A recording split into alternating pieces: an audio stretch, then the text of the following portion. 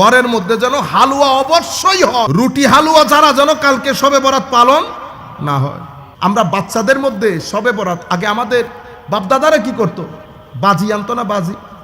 আমরা 6-7 বছর যে পোলা শবে বরাত বুঝবে, আমার ভিতরে শবে বরাত ঢুকাইলো কে, বাজি আর আমার মার হালুয়া। আমরা আমার নবী যে মানুষগুলাকে শবে বরাতে মাফ করবে না আল্লাহ বলেছেন, আল্লাহ মাফ করবে না, সেই মানুষগুলার লিস্টে আমাদের নাম আছে কিনা আমরা তো সেটা দেখব, আমাদের সংশোধন দেখব, শবে বরাত আমি কেমনে পালন করব সেটা দেখব। শবে বরাত যে নাই বলতেছে তাকে নাইতে রাখেন, তার দিকে দৃষ্টি দিয়েন না, সময় লস, সময় লস। আসেন আমরা নিচ থেকে শুরু করি।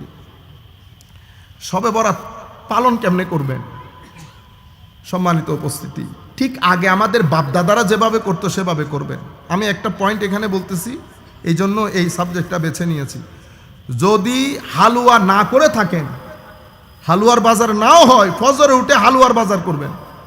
মা বোনরাও শুনতেছে, ঘরের মধ্যে যেন হালুয়া অবশ্যই হয়, রুটি হালুয়া ছাড়া যেন কালকে শবে বরাত পালন না হয়।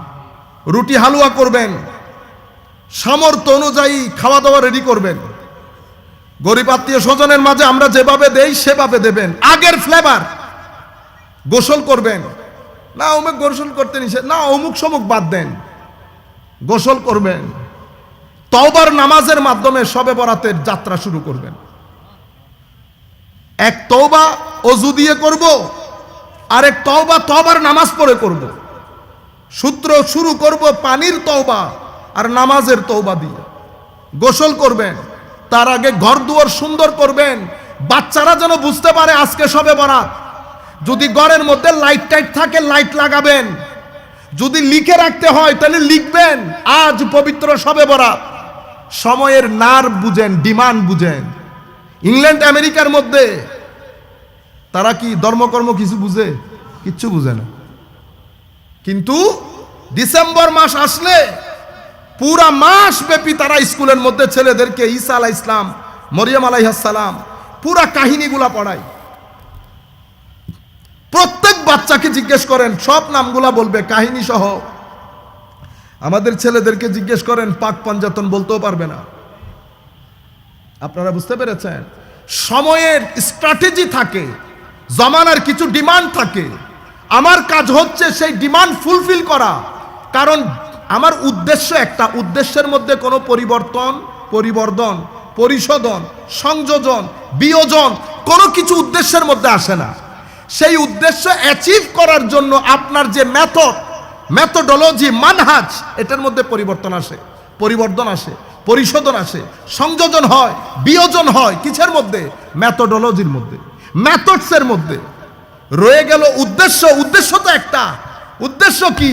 শবে বরাতে আল্লাহর দরবারে তওবা করে নিজেকে পরিষ্কার করে মাহে রমজানের জন্য তৈরি করা। আমার উদ্দেশ্য তো এটা। বাকি জিনিস দেখিয়েন না। কেন? যখন রিকশায় চড়ে যাওয়া দরকার আমি রিকশায় চড়বো, যখন রিকশা থেকে নেমে বাসে চড়া দরকার আমি বাসে চড়বো, যখন কারে ওঠার দরকার কারে উঠবো, প্রয়োজন যদি হয় হেলিকপ্টারে যাব। যাচ্ছেন না হেলিকপ্টারে? যাচ্ছি না। হেলিকপ্টার তো উদ্দেশ্য না, উদ্দেশ্য তো প্রোগ্রাম। হেলিকপ্টার বাহন, তো হেলিকপ্টার ছাড়া বাহন আর নাই, আছে। কিন্তু আমি সময়ের ডিমান্ড হচ্ছে আমাকে এখন হেলিকপ্টার ব্যবহার করতে হবে। আপনারা বুঝতে পেরেছেন? সুতরাং সময় যত পরিবর্তন হবে তত আপনার মেথডের মধ্যে, মেথোডোলজির মধ্যে আপনি পরিবর্তন আনবেন। আপনাদের লেখা পড়া সব কিছুর মধ্যে প্রত্যেক দিন পরিবর্তন হচ্ছে না? তো কেউ কি এখন 2 2 5 বলে? ও 2 2 4 তো এটা থাকবে, কখন কখন ডাকপারিও থাকবে। লেখাপড়া জায়গার মধ্যে থাকবে, মেথডস পরিবর্তন হবে, মেথোডোলজি পরিবর্তন হবে। আপনারা বুঝতে পেরেছেন?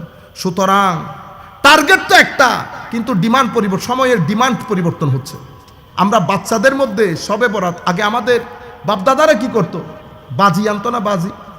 আমরা 6-7 বছর যে পোলা শবে বরাত বুঝবে, আমার ভিতরে শবে বরাত ঢুকাইলো কে, বাজি আর আমার মার হালুয়া, পোলাও ভাত।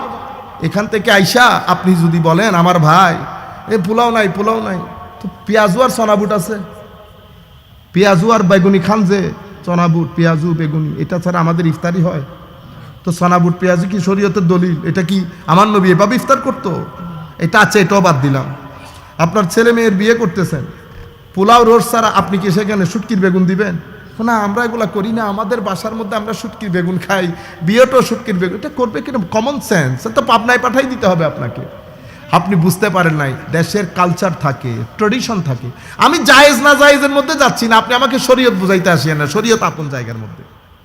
আপনি আমাকে বলবেন আমার কোনো কাজ যদি শরীয়ত গর্হিত হয়, তো হয় কোরআনের দলিল দেবেন, নয় হাদিসের দলিল দেবেন, যে এই কোরআনের আয়াত, এই হাদিসের মাধ্যমে আমার আল্লাহ অথবা আমার নবী এটাকে নিষেধ করেছেন।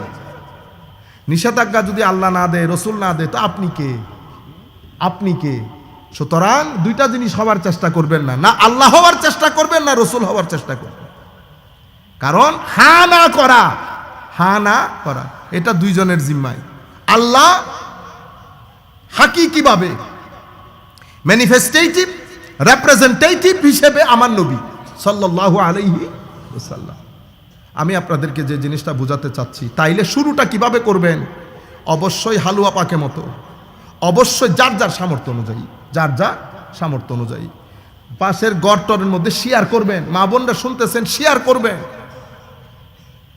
একটা দুইটা মানুষ হলেও বাইরে কালকে খাওয়াবেন। এবং বাচ্চারা সবে বরাত বুঝে মতো, ও 6 বছরের বাচ্চা, 7 বছরের বাচ্চা আগে সবে বরাত কেমনে বুঝতো? হালুয়া আর পরোটা আর পোলার খুশবে, সে বুঝতে পারতো যে সবে বরাত ইস দে।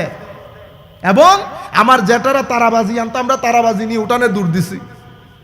আপনি কোরআন শরীফ দেখতে গেছেন, চেক করতে গেছেন, ও আজকাই যে আপনি ওই কি বলে রে, কি বাদ বলে এটারে, ওই ছাগল দিয়ে সুরাইয়া সুরাইয়া খাইতেছেন, তখন কোরআন হাদিস দেখার কথা মনে থাকে না।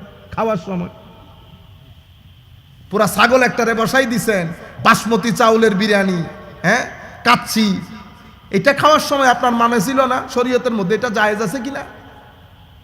মাহফিল করেছে, গুন্ডে গুন্ডে টাকা 2 লাখ 10 লাখ নিয়ে বাসায় চলে যাইতেছে, তখন হিসাব ছিল না এটা শরীয়তের মধ্যে জায়েজ আছে কিনা? মানুষগুলোকে কেন ডিস্টার্ব করেন? শরীয়তের মধ্যে জায়েজ না জায়েজ 1300 বছরের উলামায়ে কেরামের বুঝে আসে নাই। সম্মানিত উপস্থিতি, প্রত্যেক দেশের কালচার থাকে, ট্র্যাডিশন থাকে, প্রত্যেক দেশের নিজস্ব একটা স্বকীয়তা থাকে।